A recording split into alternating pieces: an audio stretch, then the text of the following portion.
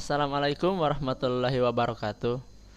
Perkenalkan, nama saya Muhammad Setiawan Tanua, jurusan Ekonomi Syariah semester 4 kelas B.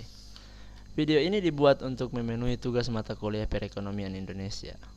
Baiklah, langsung saja. Di sini saya akan menjelaskan sedikit mengenai Indonesia dan pembangunan berkelanjutan.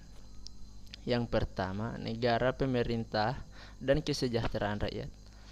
Kilas kisah tentang sebuah teori yang bernama negara kesejahteraan atau welfare state merupakan teori yang sejalan dengan dasar negara Indonesia dan menegaskan bahwa negara yang pemerintahannya menjamin terselenggaranya kesejahteraan rakyat.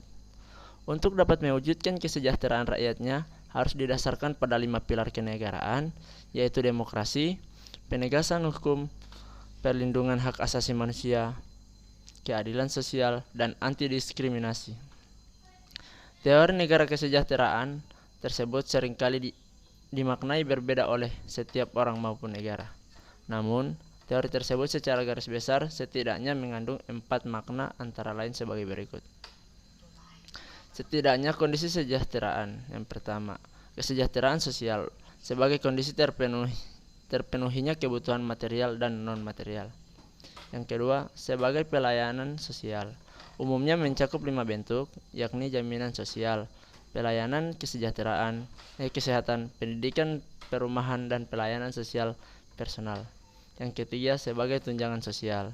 Kesejahteraan sosial yang diberikan kepada orang miskin, dan yang keempat yaitu sebagai proses atau usaha terencana. Sebuah proses yang dilakukan oleh perorangan, lembaga-lembaga sosial, masyarakat maupun badan-badan pemerintah untuk meningkatkan kualitas kehidupan melalui pemberian pelayanan sosial dan tunjangan sosial.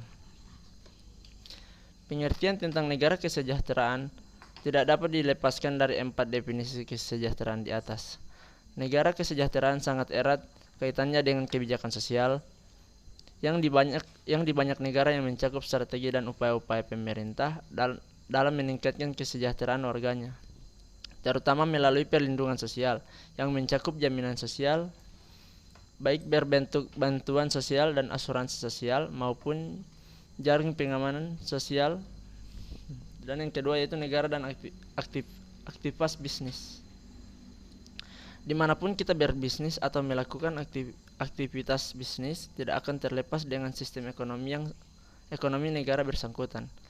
Ketika kita melakukan transaksi atau mengembangkan cabang bisnis kita harus tahu aturan main dari sistem ekonomi negara bersangkutan.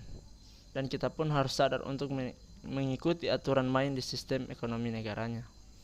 Karena sistem ekonomi suatu negara adalah aturan yang diterapkan oleh negara tersebut yang berlaku dalam skala nasional.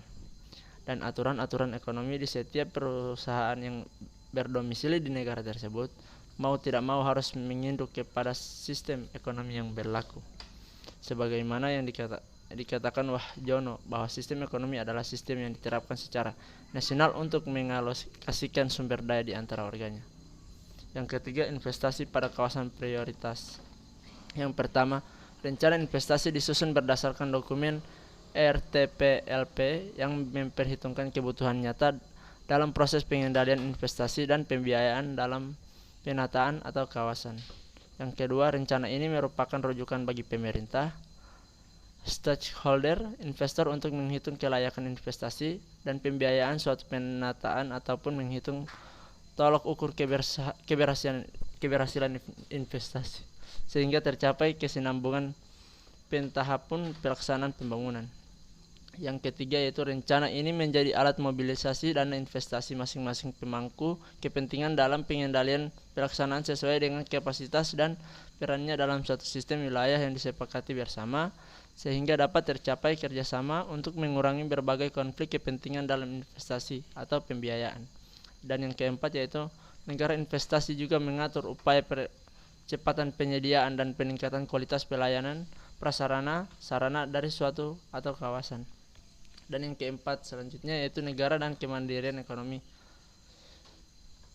Menkeu Sri Mulyani Indrawati menekankan diperlukan kemandirian ekonomi yang terutama bersumber dari dalam negeri agar Indonesia mampu bertahan apabila terjadi goncangan lingkungan global. Indonesia memiliki modal yang menjanjikan, misalnya dari sisi jumlah penduduk, potensi ekonomi yang besar, geografi yang luas, dan kekayaan alamnya. Tegas Menkeu. Untuk dapat mandiri secara ekonomi, menurut Menkeu terdapat beberapa hal fundamental yang perlu diperbaiki secara berkelanjutan. Hal tersebut adalah peningkatan produktivitas dan daya saing, pendalaman jasa keuangan yang inklusif, serta reformasi struktural.